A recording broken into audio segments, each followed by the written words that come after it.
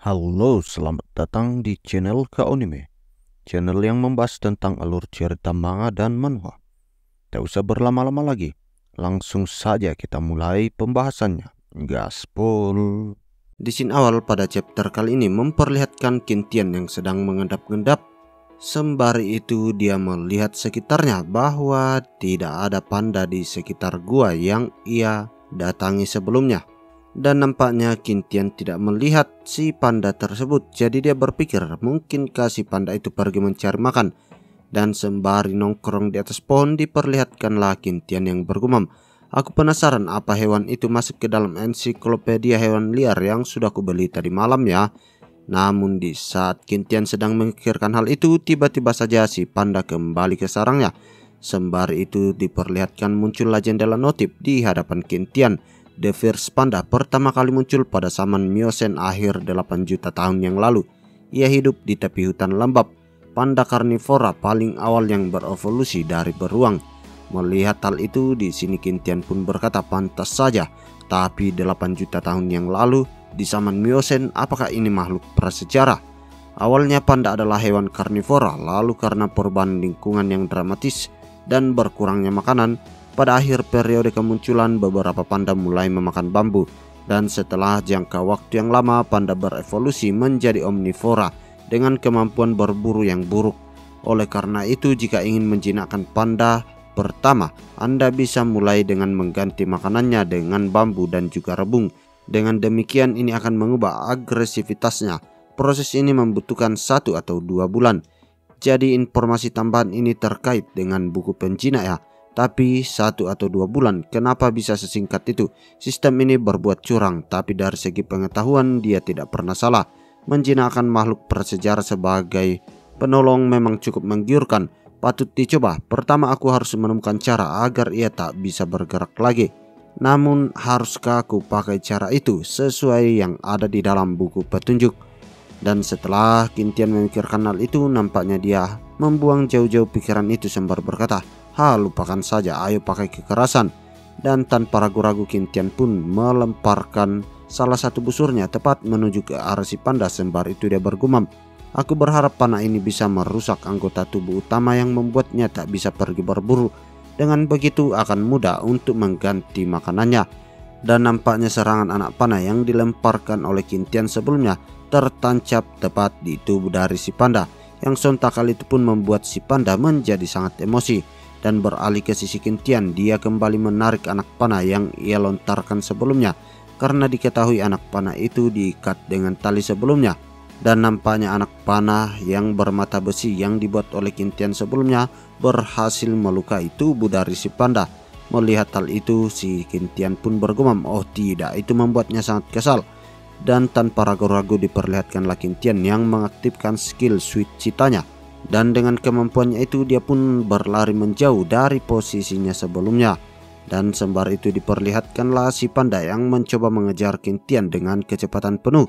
Namun sepertinya kecepatan si panda itu tidak mampu mengimbangi kemampuan dari si Kintian. Jadi di sini Kintian kembali memutuskan untuk berbalik dan melontarkan kembali anak panahnya yang kini tepat mengenai lengan kanan dari si panda. Dan sama seperti sebelumnya, di saat Kintian melesatkan anak panah itu, dia kembali menarik tali yang diikatkan pada anak panah sebelumnya. Dan setelahnya Kintian pun berlari dengan sangat cepat dan dia bersembunyi di balik pohon. Sembari itu dia bergumam, "Taktik ini berhasil, tapi bakat ini terlalu menguras energi. Sepertinya hari ini sudah cukup." Ia telah menerima 6 luka di tubuhnya. Kalau begini terus tak peduli meski ia makhluk prasejarah, ia tak akan mampu menahannya. Mari luangkan waktu kita, panda. Dan lalu kini Shin pun beralih keesokan harinya. Diperlihatkan taktik yang sama masih digunakan oleh si Kintian untuk menyerang si panda. Dan begitu pula di hari kedua serta hari ketiga. Dan kini sudah mencapai hari keempat. Diperlihatkan nampaknya Kintian sudah menelusuri gua di mana panda itu bersarang. Dan sembari melihat jejak darah yang berada tepat di depan mulut gua, dia pun bergumam, "Aneh, biasanya jam segini dia sudah kembali untuk beristirahat. Tapi kenapa hari ini dia tidak terlihat ya? Mungkinkah dia kehilangan banyak darah dan mati? Kurasa tidak, darahnya masih segar." Namun di saat Qin sedang memikirkan hal itu, tiba-tiba saja si panda muncul tepat di belakangnya. Dan tanpa ragu-ragu dia melayangkan serangan diam-diam tepat menuju ke arah Qin. Tapi untungnya dengan kemampuan Cheetah, Qin mampu menghindari serangan yang datang kepadanya itu. Sembari itu dia berkata, sial, dia belajar menyergap ya. Rasakan ini. Dan tanpa ragu-ragu diperlihatkanlah Qin yang kembali melesatkan anak panahnya yang diarahkan tepat menuju ke arah si panda. Namun kali ini si panda mampu menangkis dan menahan serangan itu. Qin yang melihat hal itu di sini dia hanya dapat bergumam, sial, dia makin mahir dalam pertempuran. Dan bahkan tidak hanya menangkis, dia mampu mematahkan anak panah yang dilontarkan oleh Qin sebelumnya. Yang sontak kali itu pun membuat Qin hanya mempunyai satu pilihan, yaitu berlari secepat mungkin menjauhi tempat pertempuran. Dan tidak lama setelahnya diperlihatkanlah hujan kini mulai turun. Dan Qin berada di balik-balik semak. Sembari itu dia memandangi anak panahnya dan berkata, sekarang hanya tersisa satu panah besi cadangan. Jika dihancurkan oleh si panda raksasa itu lagi, takkan ada lagi yang bisa kulakukan. Aku harus memikirkan sesuatu. Dan sembari itu diperlihatkanlah Qin yang memandangi bunga-bunga yang ada di hadapannya. Namun di saat yang bersamaan dia melihat ada seekor katak yang hinggap di bunga itu. Dan jendela notif pun muncul di hadapannya, katak biru, panah beracun. Dia adalah katak dengan racun mematikan di kulitnya. Makanannya adalah semut, jangkrik, dan juga laba-laba. Ia juga mampu menyimpan racun dalam makanan di kulitnya sebagai senjata. Racun ini dapat mencegah pergerakan otot, menyebabkan kelumpuhan dan pernafasan, serta dapat menyebabkan kematian pada kasus yang parah. Tidak seperti kebanyakan katak panah racun biru umumnya bertelur di atas tanaman atau batang pohon yang masih tumbang. Melihat hal itu, nampaklah Qin mulai menyeringai dan berkata, ho, ini benar-benar jalan menuju surga. Dan seakan rencananya itu sudah matang, diperlihatkanlah Qin yang mengambil anak panahnya. Dan sembari itu dia tanpa ragu-ragu membunuh katak biru yang ada di hadapannya sembari bergumam, mungkin kecebong yang kulihat di tanaman sebelumnya adalah milik si katak beracun ini. Encyclopedia of Field Craftsmanship mencatat sejenis panah beracun India yang dapat merobohkan hewan besar dan racunnya diperoleh dari katak panah beracun. Tidak perlu khawatir tentang cara menangani panda itu sekarang. Aku ingin tahu apa masih ada katak panah beracun lain di dekat sini. Dan sembari itu diperlihatkanlah Qin yang sedang mencari-cari katak beracun lainnya. Tapi Qin tersadar bahwa hujan di kala itu semakin deras. Jadi dia memikirkan Yelin apakah dia masih berada di camp, dan dia berpikir untuk segera kembali.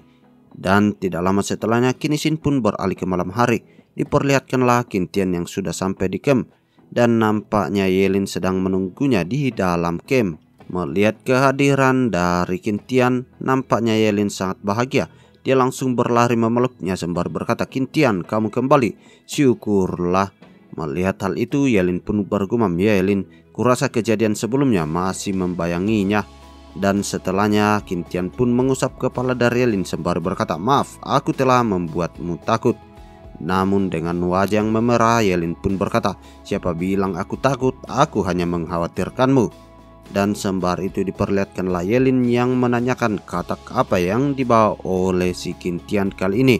Dan di sini Qin pun menjelaskan, ini adalah katak panah racun biru. Secara alami semakin cerah warnanya semakin tinggi tingkat toksisitasnya. Mendengarkan hal itu Yelin pun berkata, aku tahu itu mirip seperti jamur beracun. Lalu kenapa kamu membawanya pulang? Jangan bilang belum sempat menyelesaikan perkataannya Qin pun menyela. Ya, aku ingin mencoba menggunakan ini untuk menjinakkan si panda. Dan lalu Qin pun beralih keesokan paginya. Diperlihatkanlah Qin yang sedang memanggang katak berwarna biru sebelumnya yang ia tangkap. Sembari itu dia berkata, akankah ini berhasil? Meski yang terbaik adalah menjinakkan panda itu, tapi selama proses ini berhasil, aku yakin bisa menjinakkan panda itu. Namun tiba-tiba saja ada sebuah reaksi yang ditunjukkan oleh tubuh si katak yang sedang dipanggang. Nampaknya tubuhnya mengeluarkan gelembung. Yang sontak kali itu pun Qin menyadari bahwa itu adalah air yang berada di tubuhnya, bukan racun yang mengendap di dalam. Melihat hal itu Yelin pun berkata kepadanya, itu mulai menghitam dan baunya sangat aneh.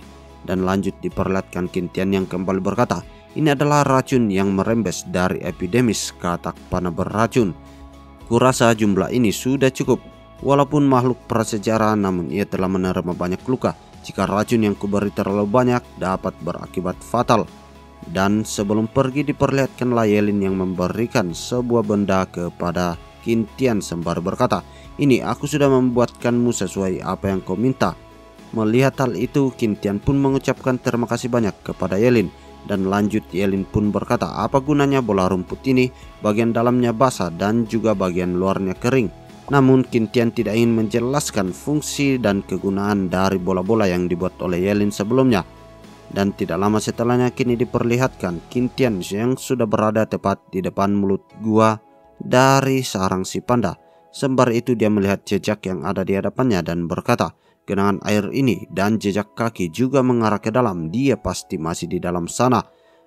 Nah, ini kusiapkan khusus untukmu." Dan sembari itu diperlihatkanlah Qintian yang sedang membakar bola-bola yang diberikan oleh Yelin sebelumnya. Dan nampaknya bola itu mengeluarkan banyak sekali asap. Dan tanpa ragu-ragu diperlihatkanlah Qintian yang melemparkan bola-bola itu tepat menuju ke dalam gua. Yang sontak kali itu pun membuat gua kini tengah dipenuhi asap yang begitu tebal. Dan nampaknya rencana dari Qintian itu sangat berhasil, karena kini diperlihatkan si panda sudah keluar dari dalam sarangnya. Melihat hal itu, di sini Qintian pun berkata, "Meski rencana sebelumnya gagal, namun kali ini aku kesini dengan persiapan. Tunggu saja dan lihatlah." Dan sembari itu diperlihatkanlah Qintian yang mencoba memancing panda itu menjauh dari mulut gua. Sembari itu dia bergumam, "Dia punya banyak luka sekarang dan aku masih segar bugar." Dan tanpa ragu-ragu diperlihatkanlah Qintian yang mengaktifkan bakat citanya. Dan di saat Qintian sudah sampai di dalam hutan, dia langsung bersembunyi di balik pohon. Yang sontak kali itu pun membuat si panda menjadi kebingungan untuk mencari tahu di mana posisi Qintian. Dan beralih ke sisi Qintian yang bergumam, setelah berlari sekian lama, akhirnya dia mulai kelelahan. Ini sudah waktunya. Dan sembari itu diperlihatkan Qintian yang sudah menyiapkan anak panah yang sudah dilumuri oleh racun yang disiapkan sebelumnya. Sembari itu dia berkata, "Ini saatnya aku mencoba panah racun yang kupersiapkan khusus untukmu, kawan."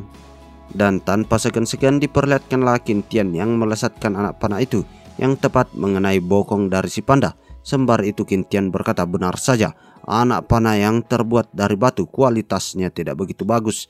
Tapi kali ini tepat sasaran, semoga tidak terlalu banyak meracuni si panda itu hingga mati."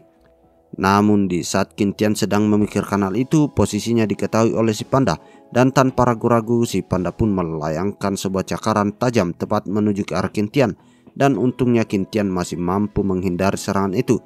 Dan sembari dia menghindar, dia kembali melesatkan anak panah yang telah dilumuri racun. Dan nampaknya serangan itu tepat mengenai sasaran yang ditujukan sebelumnya. Dan tidak lama setelahnya diperlihatkanlah si panda yang kini mulai merasakan efek dari racun yang dilayangkan oleh Qintian sebelumnya. Qintian yang melihat hal itu, dia pun bergumam, seharusnya dia mulai kesulitan bernapas dan sulit mengendalikan otot-ototnya. Mungkinkah karena racun belum menyebar seutuhnya? Dan sembari itu diperlihatkan Qintian yang kembali melesatkan sebuah anak panah yang tepat mengenai bahu dari si panda. Tapi nampaknya kali ini si panda sudah sangat marah, jadi dia tidak mempedulikan serangan demi serangan yang dilancarkan oleh Qintian. Dia hanya berfokus untuk menyerang balik tepat menuju ke arah Qintian. Tetapi di saat panda itu sudah tepat berada di hadapan Qintian, tiba-tiba saja si panda langsung tepar dan terkapar lemas di atas tanah. Melihat hal itu, Qintian pun menarik napas lega sembari berkata, Akhirnya selesai. Syukurlah racunnya bekerja tepat waktu. Racun dari katak itu tidak bisa diremehkan. Dia pasti berusaha keras untuk melawannya. Tapi tetap saja mari kita amati terlebih dahulu." Dan setelah 1 jam kini telah berlalu, diperlihatkanlah si panda yang masih tidak mampu menggerakkan tubuhnya. Dan setelah 2 jam berlalu diperlihatkanlah si panda yang kini mulai mampu bergerak sedikit demi sedikit. Dan 3 jam berikutnya diperlihatkanlah si panda yang kini sudah mulai bisa berjalan kembali meskipun tubuhnya gemetaran. Qintian yang melihat hal itu dari jauh, dia pun bergumam butuh waktu 3 jam untuk hampir mendapatkan kembali mobilitasnya. Untungnya jumlah toksin ini dapat membuatnya kehilangan mobilitas tanpa membahayakan nyawanya. Dan lalu kini Shin pun beralih keesokan harinya. Tepatnya tempat itu berada di camp mereka. Diperlihatkanlah Yelin yang berkata kepada Qin Tian, "Apa kamu yakin ini akan berhasil? Tidak ingin membawa lebih banyak?" Namun seperti yang di sini Qin Tian hanya ingin membawa 3 ekor ikan saja dan berkata, "Tidak, kurasa cukup. Kita bisa mengambilnya lagi nanti jika dibutuhkan." Dan nampaknya di sini Qin Tian mempunyai rencana lain. Dan lanjut dia pun bergumam, "Ikan dan rebung seharusnya tidak masalah, bukan?" Dan lalu kini Shin pun beralih di gua. Diperlihatkanlah Qin Tian yang sudah sampai di tempat itu. Tetapi sesuatu yang dia tidak duga-duga, ternyata si panda kini terkulai lemas tepat di mulut dari gua itu. Melihat hal itu, Qin Tian pun berkata dalam hatinya, wah, pria besar ini tertidur di pintu masuk gua. Kurasa dia sangat kelelahan kemarin." Merangkaklah sedikit lagi, setidaknya masuk ke dalam lubang. Agak aneh melihat bokong tersembul keluar dari lubang seperti itu. Tampaknya sifat keasal-asalan panda modern terbawa oleh nenek moyang mereka. Ini murni sifat genetik dan tak tergerus oleh proses evolusi. Oke, mari kita masukkan rebung yang sudah dipotong ke dalam perut ikan ini terlebih dahulu. Dan setelah memasukkan rebung itu ke dalam perut ikan, diperlihatkanlah Qin Tian yang melemparkan ikan itu tepat menuju ke arah si panda. Yang sontak hal itu pun membuat si panda menjadi sangat emosi. Dan dia pun menatap tajam ke arah Qin Tian. Namun Qin Tian menyadari bahwa si panda itu sebenarnya masih tidak mampu mengejarnya. Dan dia masih tidak memiliki mobilitas penuhnya karena diketahui efek racun yang diterimanya kemarin masih berdampak besar. Namun di saat burung itu menoleh, dia tiba-tiba saja melihat seonggok ikan yang terpampang jelas di hadapannya. Dan tanpa ragu-ragu si panda itu pun langsung memakannya. Dan nampaknya di sini Qin Tian berhasil melancarkan rencananya. Dan sembari memendangi si panda yang sedang makan, lanjutlah Qin Tian bergumam, meski dia tidak terlihat pintar, tapi kemampuan bertarungnya kuat setelah dijinakkan. Kurasa dia bisa menjadi bantuan besar untuk bertahan hidup di pulau terpencil ini. Dan lanjut diperlihatkanlah Qin Tian yang mencoba mengumpan kembali si panda yang ada di hadapannya menggunakan 2 ekor ikan yang masih tersisa di tangannya. Dan tanpa ragu-ragu Qin Tian memberikannya kepada si panda, yang sontak kali itu pun membuat si panda makan dengan begitu lahapnya. Melihat hal itu, Qin Tian pun bergumam, karena tidak bisa bergerak sepanjang hari, dia pasti sangat kelaparan. Hahaha, sebaiknya aku beri nama apa ya? Apakah akan kuberikan nama Tuan-Tuan, Yuan-Yuan, atau Huan-Huan? Ayolah, bukankah hal sepele bagi keluarga untuk memberi nama hewan peliharaan? Meski ia tidak mengerti arti sebuah nama, namun begitu sering dipanggil, ia dapat bereaksi dan bahkan sadar bahwa itu adalah namanya mereka sendiri. Namun di saat Qin Tian sedang memikirkan semua hal itu, tiba-tiba saja si panda yang ada di hadapannya kini sudah mulai tertidur karena nampaknya dia sudah kekenyangan.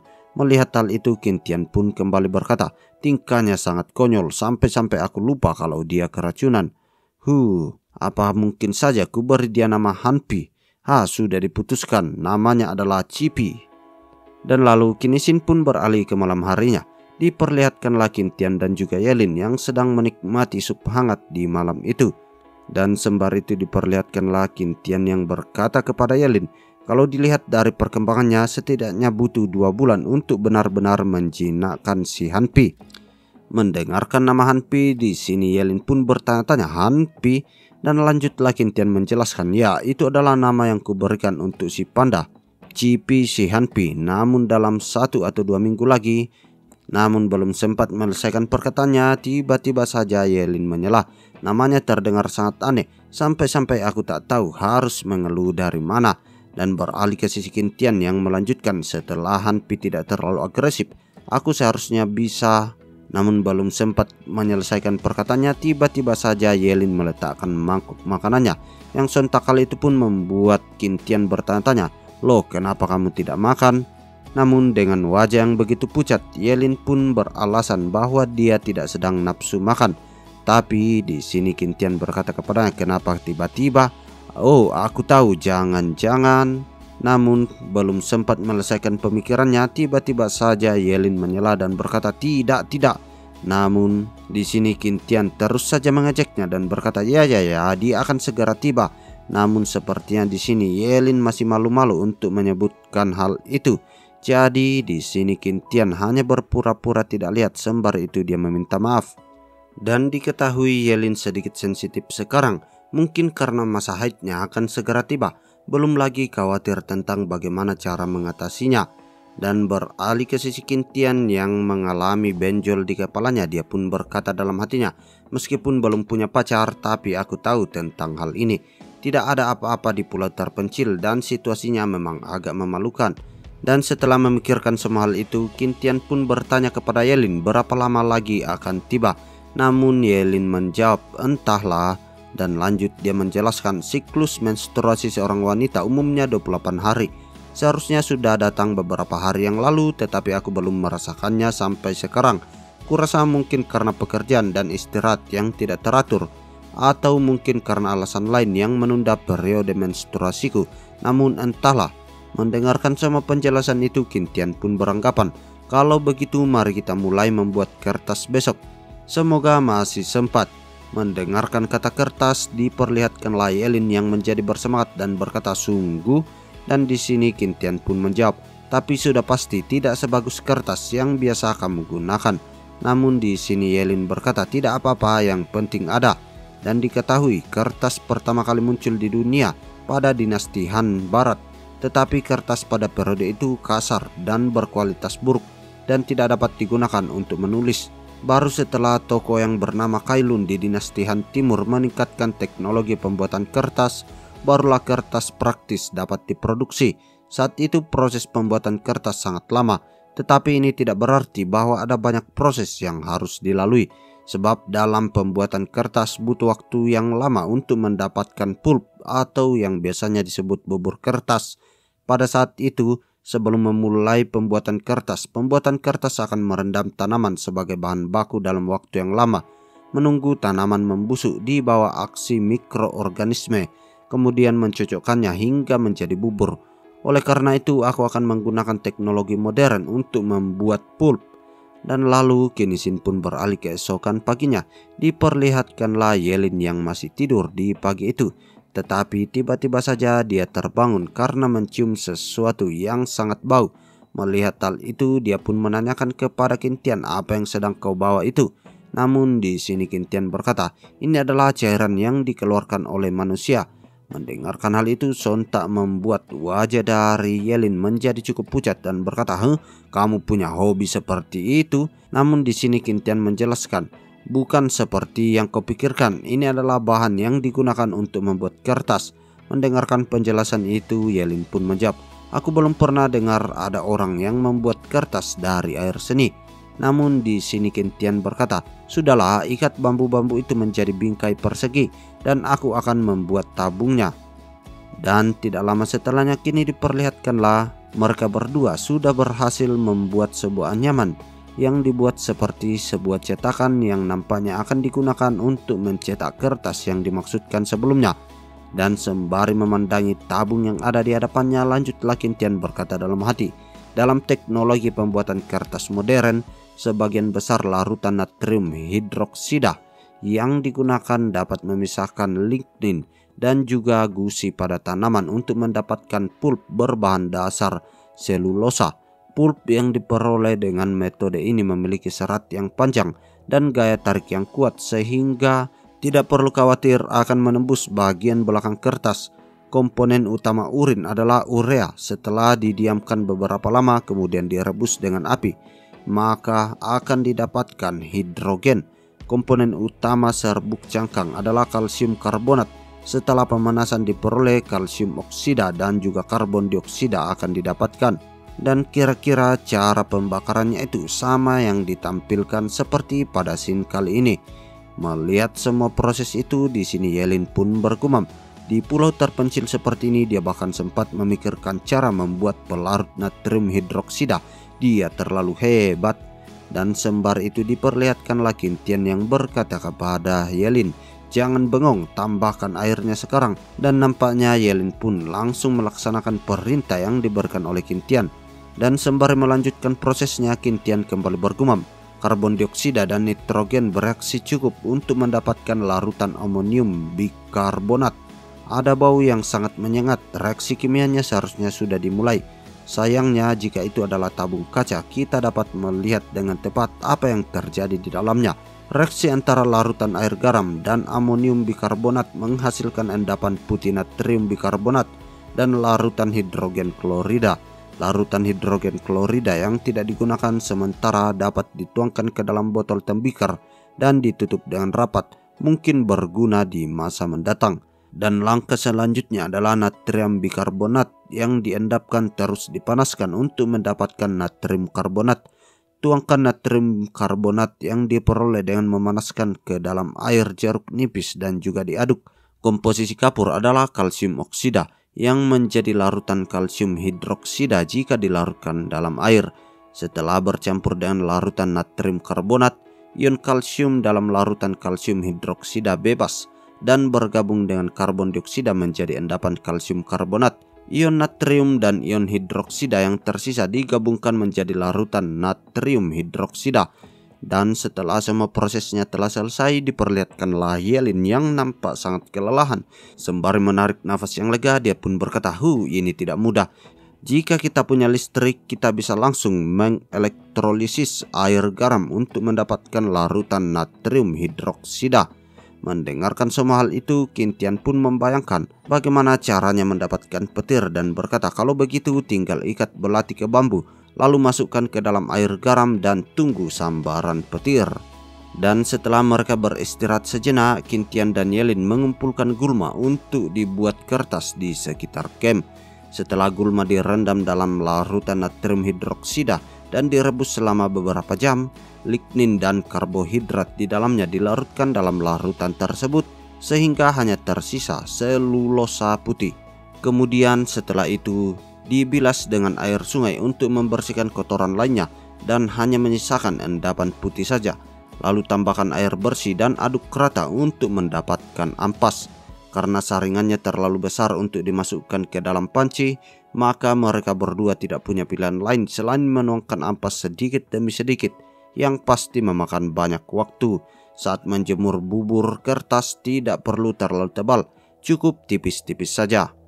Dan sembari itu diperlihatkanlah Qin Tian yang sedang memandangi kertas yang ia jemur sebelumnya. Sembari itu dia bergumam, pukul 14.30 sore hari, cuaca sangat panas dan ampasnya sangat tipis. Kertas di bingkainya cepat dibentuk walaupun basah, namun sudah bisa diambil dari bingkainya. Jika tidak ada kendala, malam hari ini kita sudah bisa mendapatkan kertas batch pertama. Dan tidak lama setelahnya muncullah jendela notif di hadapan Qin Tian. Host membuat kertas dan mendapatkan 1000 poin. Dan lalu setelahnya Qin Xin pun beralih ke malam harinya. Diperlihatkanlah Qin Tian yang memandangi kertas yang ada di hadapannya. Sembari itu dia berkata dalam hati, tidak ada bahan pemutih sehingga kertas agak kekuningan dan terasa kasar. Mereka juga jauh lebih tebal dari kertas yang biasa kita gunakan di dunia modern. Namun kekuatan kertas ini tidak bisa diremehkan.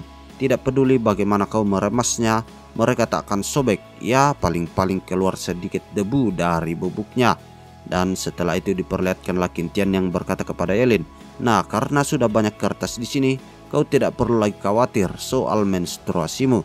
Yelin yang mendengarkan semua hal itu tiba-tiba saja dia tersedak. Dan tidak lama setelahnya dia pun berkata, bisakah kamu tidak membahasnya saat kita sedang makan? Mendengarkan hal itu, Qin Tian hanya dapat meminta maaf kepada Yelin.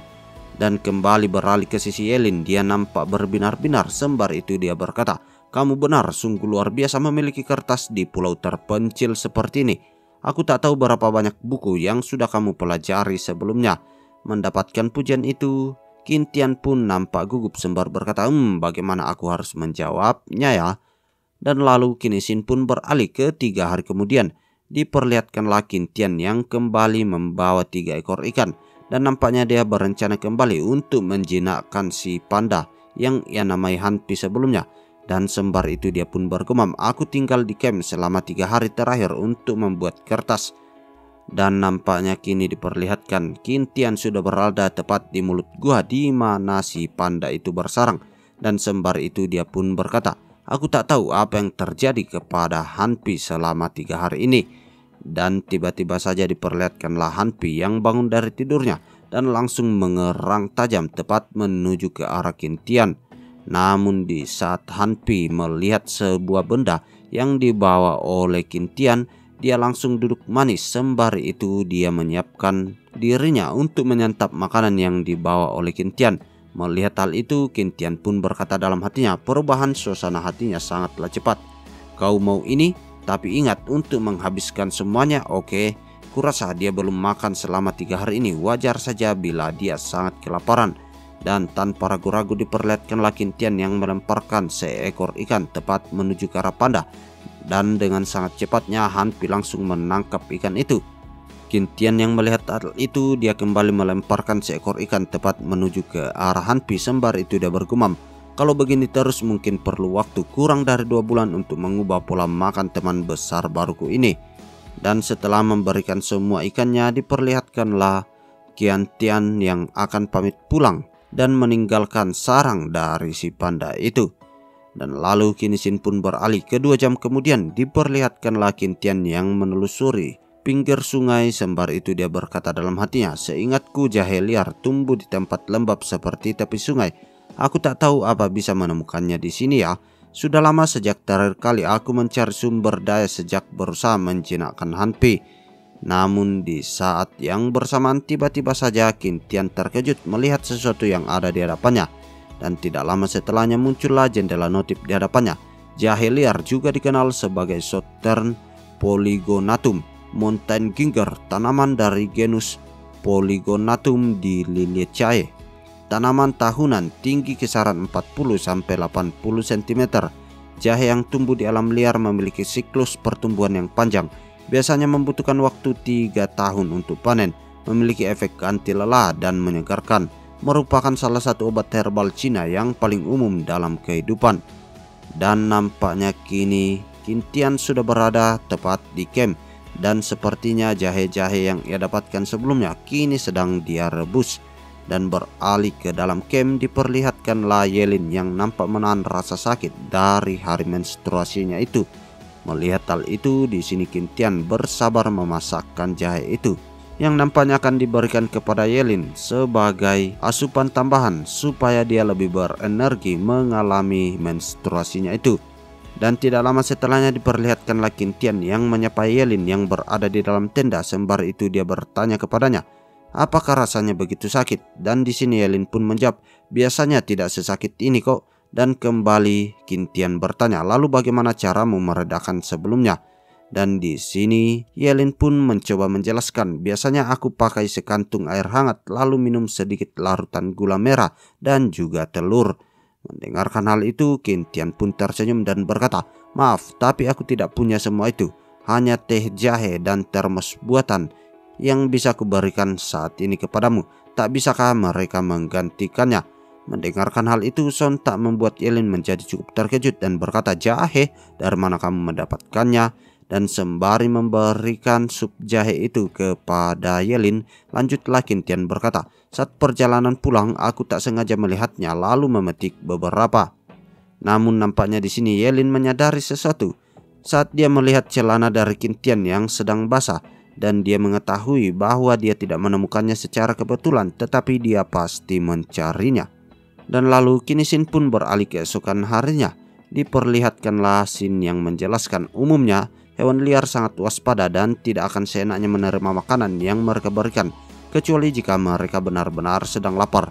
Untuk itu membatasi pergerakan panda untuk bergerak dan membuatnya tidak bisa berburu sangatlah penting. Setelah ia kelaparan, Qintian bisa dengan mudah merubah menu makanannya. Cara ini tergolong berisiko namun cukup efektif. Pemberian pakan dilakukan setiap 3 hari sekali dan setiap minggu naik 1 tahap. Pada setiap tahap porsi ikan dalam pakan dikurangi secara perlahan. Setelah hampir 1 bulan bekerja keras, akhirnya Han Pi bisa memakan 1-9 ekor ikan. Lama-kelamaan Han Pi menerima keberadaan Qintian hingga ia dapat duduk dekat bahkan memeluknya tanpa merasa terancam. Dan lalu Qintian pun beralih ke 1,5 bulan kemudian. Diperlihatkan di dalam gua nampaknya Qintian sudah sangat akrab dengan si Han Pi dan bahkan sampai-sampai mereka saling menyandarkan tubuh satu dengan yang lain. Dan sembari itu diperlihatkanlah Qintian yang memberikan beberapa rebung kepada Han Pi dan berkata, ini rebung yang baru kupetik di hutan bambu tadi pagi, masih segar dan rasanya sangat enak, cobalah. Melihat hal itu, nampaknya Hanpi tidak memiliki pilihan lain selain memakan benda yang diberikan oleh Qintian. Namun di saat Hanpi memakan benda itu, tiba-tiba saja moodnya berubah dan nampaknya dia sudah mulai menyukai memakan rebung. Melihat hal itu, Qintian pun nampak senang dan berkata, "Bagaimana, aku tidak bohong bukan? Dalam waktu kurang dari 2 bulan hewan pemakan daging ini berubah menjadi pemakan rebung. Benar-benar menakjubkan. Mungkin sebenarnya Hanpi adalah hewan omnivora. Hanya saja saat terjadi penyimpangan dalam penelitian arkeologi, ia dianggap sebagai karnivora. Mungkin juga ia pernah makan rebung dan makan yang lainnya di zaman prasejarah. Tapi sekarang aku telah menjadikan rebung sebagai makanan utamanya. Tapi meski begitu, tidak bisa disimpulkan sepenuhnya bahwa ia telah mengubah kebiasaan makannya." Namun di saat yang bersamaan, tiba-tiba saja muncul jendela notif di hadapan Qintian. Host berhasil mengubah kebiasaan makan dan menjinakkan panda menerima hadiah Slave Beast Seal. Melihat jendela notif itu, Qintian pun tersenyum dan berkata, "Jadi Hanpi sudah berubah sepenuhnya ya? Karena sistem memberikan hadiah seharusnya seperti itu. Ini pertama kalinya sistem memberikan hadiah selain poin. Kira-kira segel ini untuk apa ya?" Dan tanpa ragu-ragu diperlihatkanlah Qintian yang menerima hadiah yang diberikan oleh sistem itu. Dan lanjut setelahnya diperlihatkanlah jendela notif yang lain muncul di hadapan Qintian, Slave Beast Seal. Ketika pengguna memasukkan Slave Beast Seal ke dalam tubuh hewan yang telah dijinakkan, ia dapat menjalin hubungan dengan hewan peliharaan yang dijinakkan. Dengan koneksi ini, pengguna dapat melihat kondisi fisik hewan peliharaan dan melakukan komunikasi yang sederhana. Poin terpenting adalah selama koneksi dibuat, hewan peliharaan tidak akan pernah membahayakan pengguna. Melihat kegunaan dari benda yang baru saja ia dapatkan, di sini Qintian merasa sangat takjub dan berkata, "Tak pernah aku bayangkan, benda ini sungguh menakjubkan." Dan tanpa ragu-ragu lagi diperlihatkanlah Qintian yang langsung memasukkan Slave Beast Shield itu ke dalam tubuh dari si panda. Dan di saat yang bersamaan diperlihatkanlah sebuah tanda muncul tepat di tangan kanan dari Qintian. Melihat hal itu, di sini Qintian pun bertanya-tanya apakah prosesnya hanya begitu saja. Tapi tiba-tiba saja jendela notif muncul di hadapan Qintian. Dia kini dapat melihat status yang dimiliki oleh si panda, yang saat ini dia merasa kenyang, tapi si panda juga masih dalam keadaan terluka. Melihat hal itu, Qintian pun berkata, "Ternyata benar, aku bisa melihat detail kondisi tubuhnya. Mulai hari ini namamu adalah Hanpi dan aku adalah tuanmu. Apa kau dengar itu?" Mendapatkan perintah itu, di sini Hanpi hanya dapat mengangguk setuju dengan apa yang dikatakan oleh Qintian.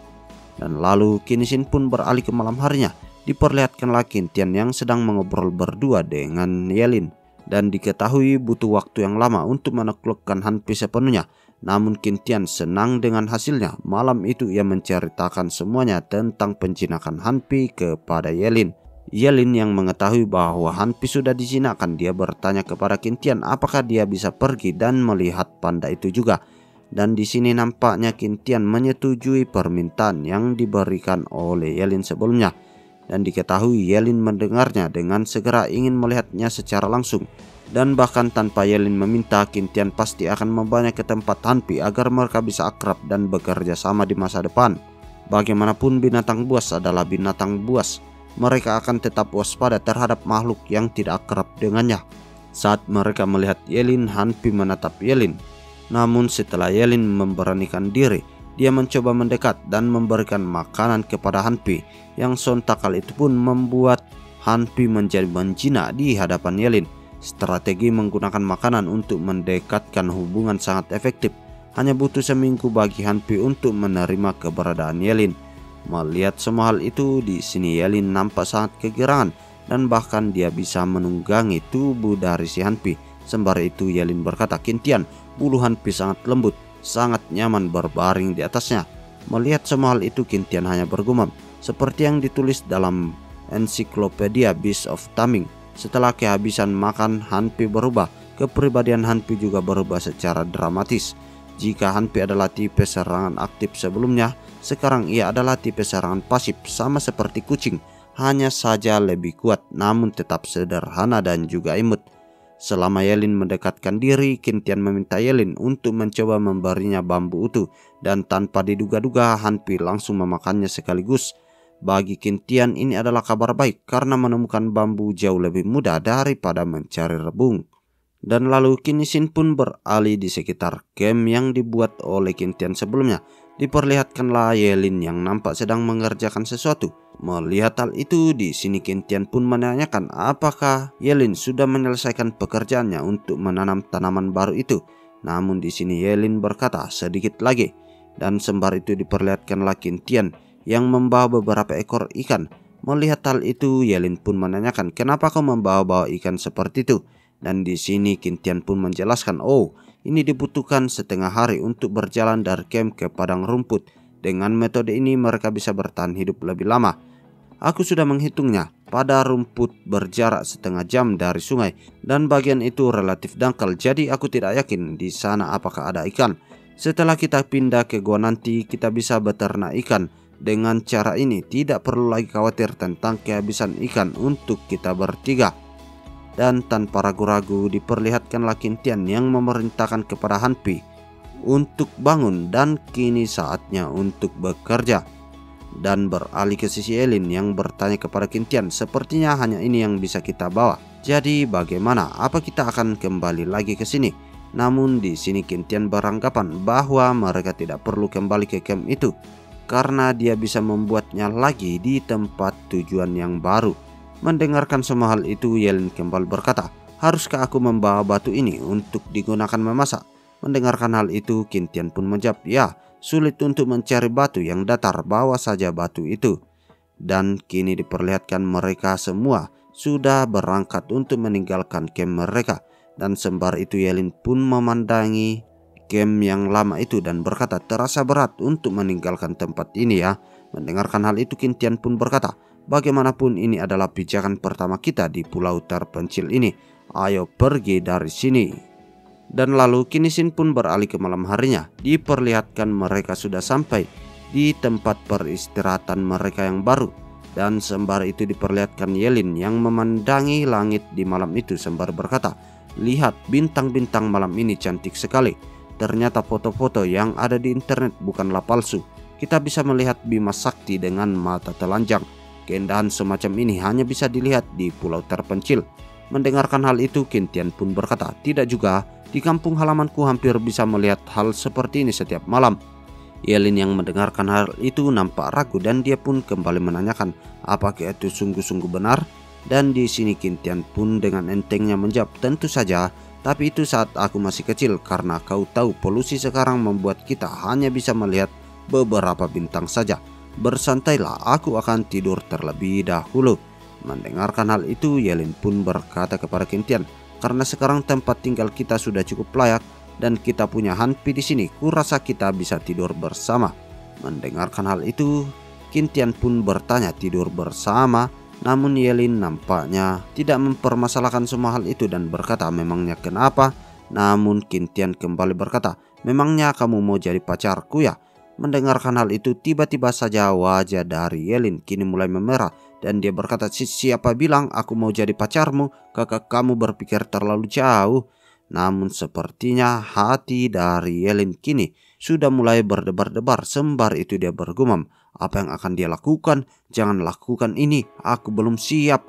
Namun di saat wajah Kintian sudah mulai mendekat, dia pun berbisik, tahukah kamu bahwa tidur bersama itu adalah hak istimewa untuk sebuah pasangan?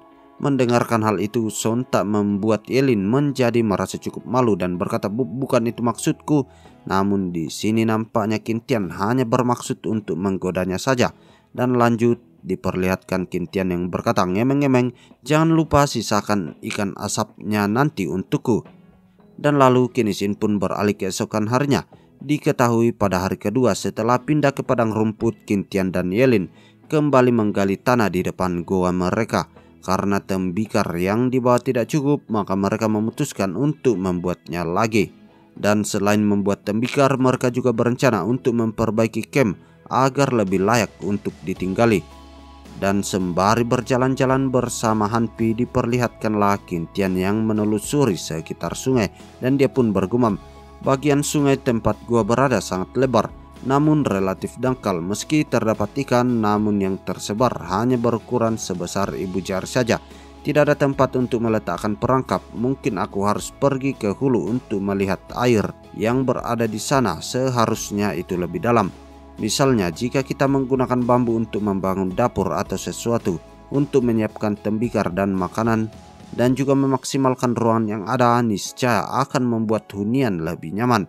Dan setelah sampai di hulu, diperlihatkanlah Kintian yang sudah masuk ke dalam sungai, dan nampaknya dia berniat untuk meletakkan perangkap ikannya di tempat itu sembari berkata, "Kurasa ini cocok, kedalaman air lebih dari lutut, lebar sungai beberapa meter, dan ada banyak tanaman air. Sekilas kita bisa mengetahui bahwa ini adalah tempat yang bagus untuk mengembangbiakkan ikan. Meskipun memakan banyak waktu, itu sangat penting demi kenyamanan di masa depan. Untuk alasan inilah mereka menyibukkan diri sedini mungkin." Dan lalu Kinisin pun beralih ke hari ketiga. Diperlihatkanlah Kintian bersama juga Yelin dan Panda sudah berada di hutan bambu. Sembari itu diperlihatkanlah si Panda yang bertugas untuk memotong-motong pohon bambu yang ada di hadapannya. Kintian yang melihat hal itu, dia pun bergumam, kekuatan gigitan Hanpi memang tidak bisa diragukan lagi. Dengan efisiensi ini hanya butuh waktu 1 hari untuk mengumpulkan bambu untuk membangun dapur. Dan lalu setelahnya Kinisin pun beralih ke hari keempat setelah Yelin dan juga Kintian pindah. Diperlihatkan Kintian nampaknya ingin membuat sesuatu. Dia mulai memanaskan bambu yang ada di hadapannya. Sembari itu Kintian berkata kepada Yelin, "Bambu setelah dibakar dia akan menjadi lunak dan lentur dalam waktu yang singkat. Dengan cara ini bambu bisa dibengkokkan menjadi bentuk yang kita inginkan." Dan lalu setelahnya kini diperlihatkanlah pondok bambu yang dibuat oleh Kintian bersama Yelin kini sedikit lagi akan sempurna. Dan sembari itu diperlihatkanlah Yelin yang berkata kepada Kintian, "Kurasa kita bisa menempelkan lapisan lumpur di dinding luar dan memperkuatnya sedikit demi sedikit." Namun di sini Kintian berpendapat, "Tapi jika hujan tiba, lumpurnya akan masuk dan memenuhi dapur kita." Mendengarkan hal itu, di sini Yelin pun mencoba melupakan ide yang dimaksudkan sebelumnya. Dan lalu Kinisin pun beralih ke 1 minggu kemudian. Diperlihatkanlah rumah bambu yang dibangun oleh Yelin bersama Kintian kini sudah berhasil dibuat. Dan bukan hanya bagian luarnya saja, tetapi perabotan-perabotan di dalam rumah itu kini sudah selesai dibuat. Dan setelah itu diperlihatkanlah Yelin yang berkata, setelah bekerja keras seminggu, akhirnya dapur selesai dibangun. Dan diketahui selama proses pengerjaan selama 1 minggu itu, nampaknya Kintian mendapatkan beberapa ratus poin dari hasil-hasil karya yang telah ia buat. Dan dia menggunakan poin-poin itu untuk membeli ensiklopedia tumbuhan liar. Dan nampaknya semua hasil kerja keras yang dilakukan oleh Kintian itu benar-benar sepadan dengan hadiah yang ia terima. Dan setelah itu diperlihatkanlah Kintian yang berkata kepada Yelin, "Ayo ikut, hari ini aku akan mengajakmu untuk berkeliling sekitar sini." Dan setelah beberapa saat berlalu, diperlihatkanlah Yelin dan juga Hanpi sedang merendamkan diri mereka di dalam air di tepi sungai. Melihat hal itu, di sini Kintian pun berkata dalam hatinya, "Saat pertama kali kami tinggal di pulau terpencil, makan dan tidur adalah masalah utama. Tapi sekarang kami tidak perlu khawatir lagi. Kita bahkan bisa bermain air dengan gembira. Benar-benar tidak mudah." Namun di saat Yelin sedang bermain-main di tepi sungai, tiba-tiba saja kakinya menginjak sesuatu yang sontak kali itu pun membuat dia merasa sangat sakit. Namun di saat dia melihat benda yang menempel di kakinya itu, tiba-tiba saja dia keheranan sembari berkata, "Loh, ini apa?" Namun nampaknya di sini Kintian mengetahui batu itu adalah batu kuarsa. Mendengarkan hal itu, Yelin pun bertanya, "Batu kuarsa? Seingatku ini adalah bahan utama untuk membuat kaca, bukan?" Dan nampaknya di sini Kintian membenarkannya. Dan sembari itu dia lanjut menjelaskan, "Dan kau tahu batu yang kamu temukan adalah batu kuarsa dengan kemurnian tinggi. Kalau bukan aku yang mengetahuinya, kau pasti akan menganggapnya kerikil biasa." Dan setelahnya kini diperlihatkanlah Yelin yang bertanya kepada Kintian, "Kemana kita akan pergi selanjutnya?" Mendapatkan pertanyaan itu, Kintian pun menjawab, "Air di hulu lumayan dalam, pepohonan di kedua sisi rimbun dan hilir sungai terbuka. Ayo pergi ke hulu terlebih dahulu. Kemungkinan besar ada sumber daya yang berguna di sana." Dan sembari di perjalanan diperlihatkanlah Kintian yang menemukan pohon yang berumur 100 tahun. Dan dari jendela sistem diketahui Pohon itu adalah pohon meranggas. Tinggi pohon bisa mencapai 15-20 meter. Tajuknya bisa mencapai 15 meter dan durinya kuat. Kuil laja kayunya keras dan merupakan pohon terbaik untuk membuat furniture.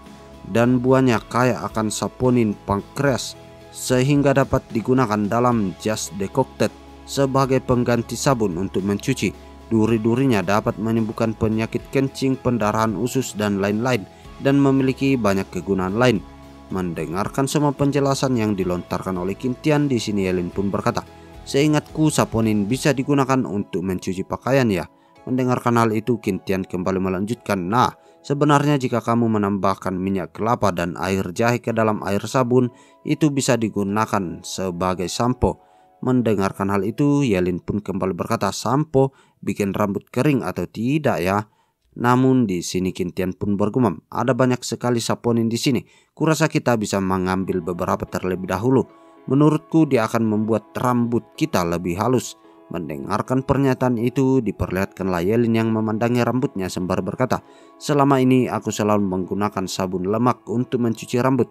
Meski bersih, setiap habis keramas rambut terasa sangat kering dan tidak sehat. Selama ada sampo, pasti itu semuanya akan baik-baik saja." Namun di saat Yelin memandangi duri-duri dari pohon itu, dia merasa sedikit pesimis. Namun di sini Qintian mengatakan kepadanya, "Apa kau mau sampo? Tenang saja, aku akan membuatkannya untukmu. Padahal aku ingin sekali membuatkanmu sampo, tapi kenapa kau mesti malu-malu?" Meski pohon ini lumayan tinggi, batang bawah tajuknya hanya berjarak sekitar 3 meter dari bawah tanah. Selama kamu berbakat, pasti mudah untuk menaikinya. Dan tanpa ragu-ragu diperlihatkanlah Qintian yang mengaktifkan bakat citanya untuk memanjat pohon yang ada di hadapannya. Melihat hal itu sontak membuat Yelin menjadi sangat terkejut, karena baru kali ini dia melihat kemampuan yang dimiliki oleh Qintian. Dan lanjut Yelin berkata, "Kita punya sabun di pulau terpencil seperti ini, itu sudah bagus. Aku tidak perlu sampo, cepat turun dari sana." Namun dengan berbalik, Qintian pun berkata, "Sudah, tidak usah dipikirkan. Aku melakukan ini juga karena penasaran. Ingatlah untuk memasukkan semuanya ke dalam keranjang bambu itu." Mendengarkan semua hal itu, di sini Yelin pun beranggapan bahwa Qintian kini tiba-tiba berubah menjadi penyayang, dan itu sangat memalukan. Dan beralih ke sisi Qintian yang kembali bergumam, "Buahnya berada di tempat yang lebih tinggi, aku harus terus naik. Untung saja dahan saponoria sangatlah kuat dan lebat. Dibandingkan dengan pohon kelapa, jauh lebih mudah memanjat pohon ini. Selama berhati-hati seharusnya tidak ada masalah yang akan terjadi. Dengan mengikatkan tali rami di badanku, aku tidak perlu lagi khawatir akan terjatuh." Dan sembari itu diperlihatkanlah Qintian yang mencoba mengambil buah dari pohon itu. Sembari itu dia bergumam, "Sudah lama sekali sejak terakhir kali aku memanjat pohon. Tampaknya keterampilanku mulai berkarat." Namun di saat Qintian sedang berada di atas puncak pohon itu, tiba-tiba saja dia terkejut melihat beberapa tanaman yang terpampang jelas di hadapannya. Dan nampaknya dia menyadari bahwa itu adalah sesuatu tanaman yang sangat berguna untuknya. Dan setelah beberapa waktu berlalu, diperlihatkanlah Qintian yang sudah turun dari atas pohon. Sembari itu diperlihatkanlah Yelin yang berkata, "Lihat Qintian, kita dapat banyak sekali." Namun di sini Qintian berkata, "Kita bisa mengambil lebih banyak lagi nanti untuk memenuhi kebutuhan sampomu." Dan sembari itu diperlihatkanlah Qintian yang mengajak Yelin untuk pergi mendekat ke arah tanaman yang ia lihat sebelumnya dari atas pohon.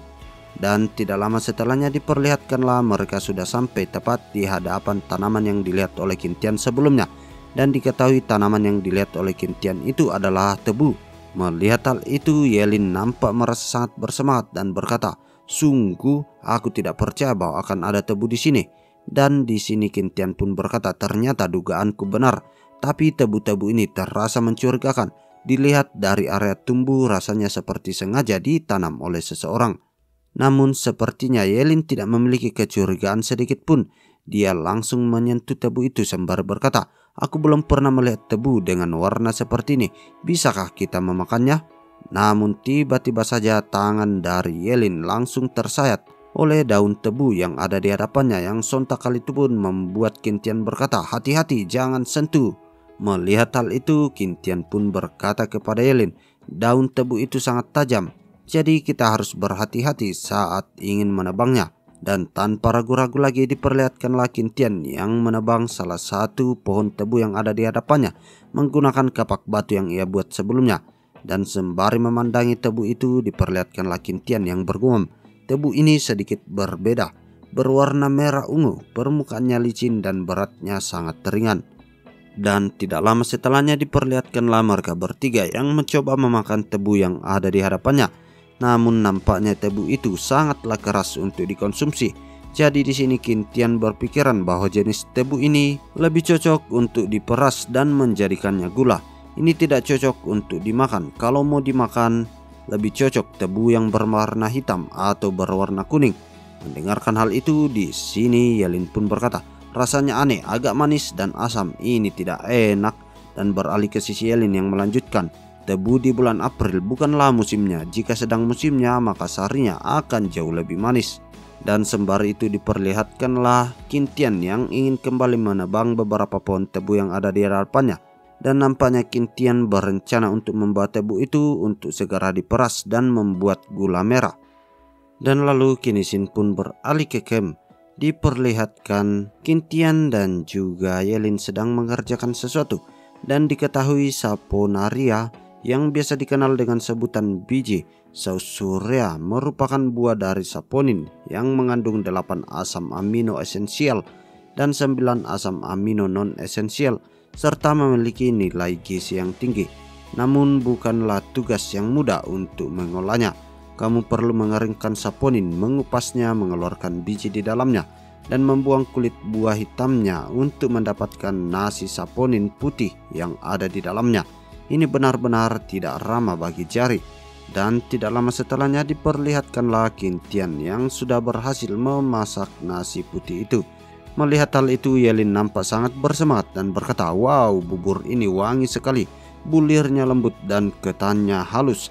Jauh lebih enak daripada yang kumakan sebelumnya. Sayang sekali jumlahnya sedikit, apalagi setelah sebagian besar dikupas. Mendengarkan semua hal itu, Qintian pun berkata, tidak usah khawatir, masa buah pohon Saponaria antara bulan Mei sampai Desember. Setelah jangka waktu tertentu, pohon Saponaria akan berubah lagi. Dan setelahnya Yelin pun berkata kepada Qintian, ngemeng-ngemeng kapan sebaiknya kita merendam itu. Mendapatkan pertanyaan itu, Qintian pun menjawab, biasanya butuh waktu 2 atau 3 hari. Tapi karena sudah lama bergantung di pohon, kurasa sudah bisa siap besok. Jadi jika kamu ingin menggunakan sampo besok, kita harus menyiapkan bahannya. Mendengarkan hal itu, kembali Yelin berkata, kalau begitu aku akan pergi ke pantai untuk mengumpulkan kelapa besok hari. Dan setelah makan malam diperlihatkanlah Qintian yang kembali bekerja keras. Dia nampaknya sedang berusaha untuk memeras tebu-tebu yang ia ambil sebelumnya. Dan setelah itu Qintian pun berkata, mungkin aku harus memotong tebu ini lebih kecil lagi agar lebih mudah untuk diperas. Setelah bekerja hampir seharian, akhirnya aku berhasil memeras tebu sebanyak 3 kali. Namun sebelum menyeduh gula merah, aku perlu menyaringnya lagi. Dan di saat yang bersamaan tiba-tiba saja diperlihatkanlah Yelin yang sudah sampai di camp. Dan sembari itu dia berkata, Qintian, aku pulang. Lihat apa yang aku temukan. Dan nampaknya yang dibawa pulang oleh Yelin kali ini adalah jamur. Melihat hal itu sontak membuat Qintian menjadi merasa sangat bersyukur. Dan sembari itu mengelus-ngelus kepala Yelin. Yelin yang sedang dielus seperti itu, dia nampak jinak dan berkata, cepat dan puji aku menghabiskan waktu lama dalam perjalanan pulang untuk mengambilnya. Dan di saat Qintian melihat jamur itu, tiba-tiba saja jendela sistem muncul di hadapannya. Jamur payung racun putih dikenal juga sebagai amanita yang mematikan. Berwarna putih, jamur berbentuk bulat telur ketika masih muda dan tutup belakangnya mengembang menjadi bentuk payung. Racunnya berada pada kulit yang dapat menyebabkan kegagalan berbagai organ dalam tubuh dan juga kematian. Angka kematian yang ditimbulkannya setinggi 95%. Melihat jendela notif itu, di sini Qintian nampak merasa pucat dan berkata, apa dia ingin membunuhku? Kau tahu jamur-jamur merah dan putih ini beracun, kita tidak bisa memakannya. Dan lanjut kini diperlihatkan jendela notif muncul kembali di hadapan Qintian. Dan jendela notif itu berasal dari jamur merah.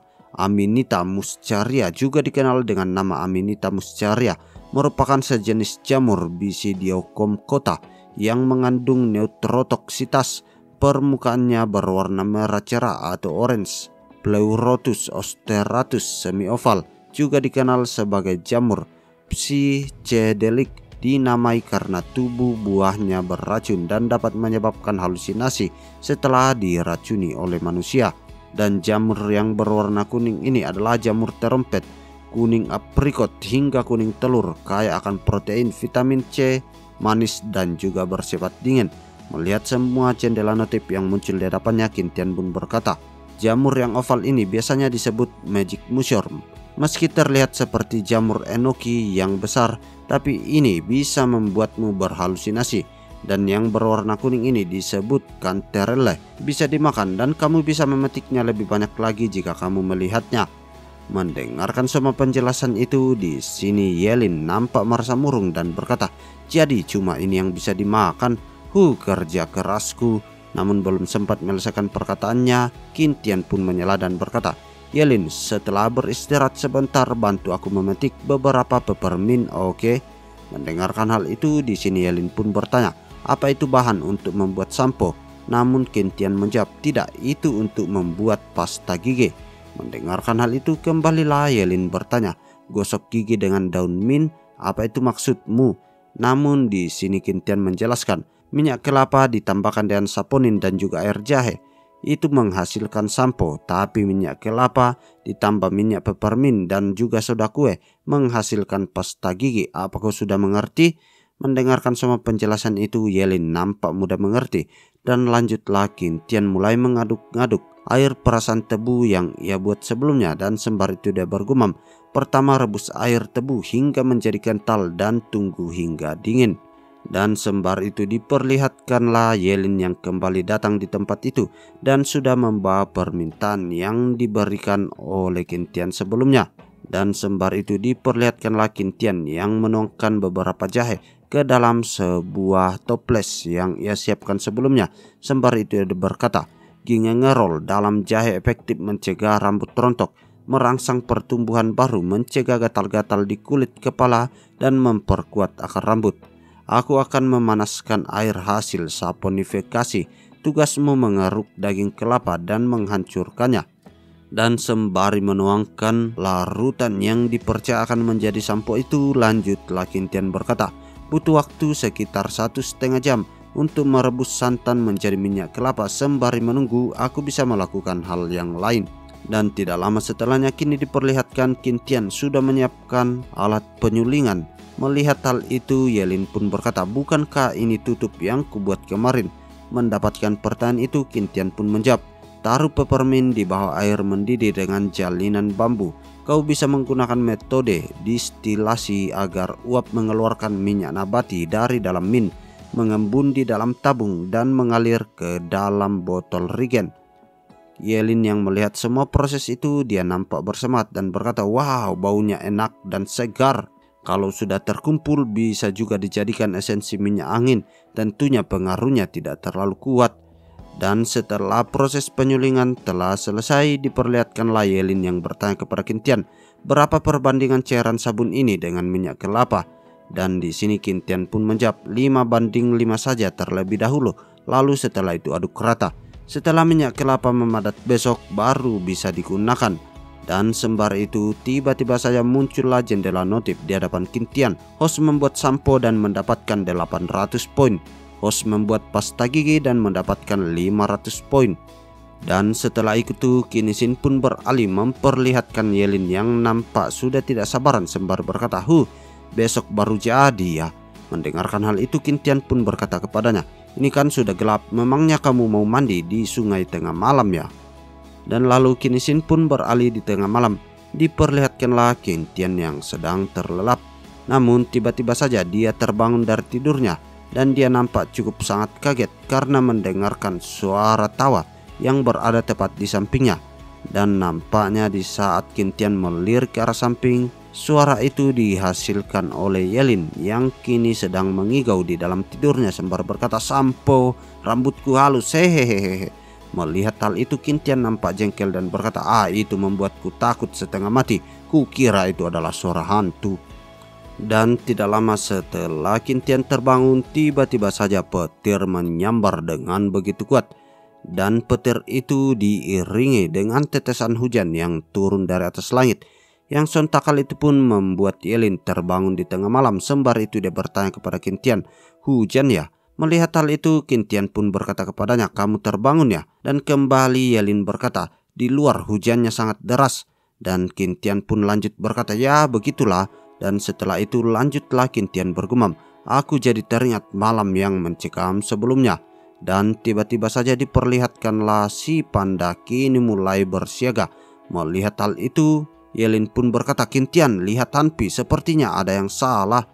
Dan sembari mendekat ke arah Hanpi, diperlihatkanlah Yelin yang berkata, "Ada apa Hanpi? Apa kau baik-baik saja?"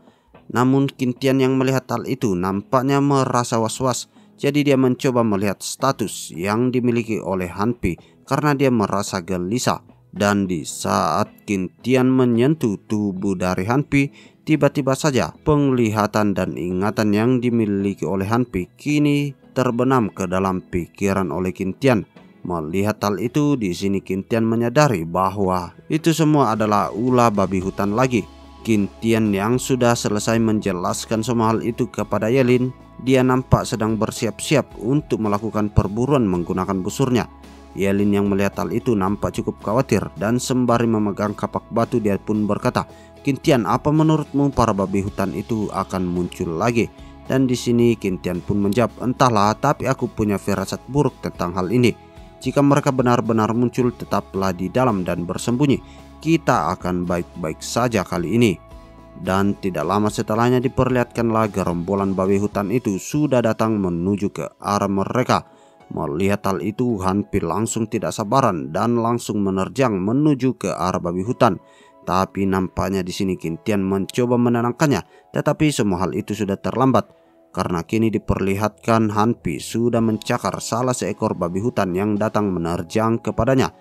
Melihat kawanan yang dihajar seperti itu, para babi hutan yang lain mencoba menyerang balik tepat menuju ke arah Hanpi. Dan dengan kerjasama yang baik, para babi hutan itu berhasil memukul mundur tubuh dari Hanpi.